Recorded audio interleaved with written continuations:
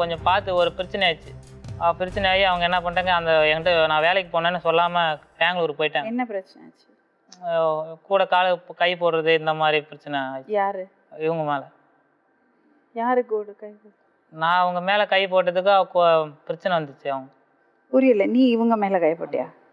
அதுக்கு அவங்களுக்கு கோவம் வந்ததா வேலை பண்ணும்போது?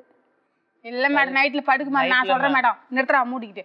மேடம் நான் சொல்கிறேன் மேடம், மெட்ராஸில் பொண்டாட்டி ஈத்துறோம் தான் மேடம், பிள்ளைங்களே வந்துருந்துச்சு மேடம்.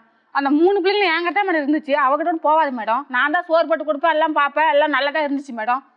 பணம் வாங்குற வரைக்கும் நல்லாவே நினச்சேன் மேடம். அவ என்ன பிரச்சனை? அதான் மேடம், அன்னைக்கு நைட்டு மேடம் படுக்கிறான். இந்தாண்டா நடுவில் இவன் மேடம், இந்தாண்ட நான் மேடம், அந்தாண்ட அவ மேடம்.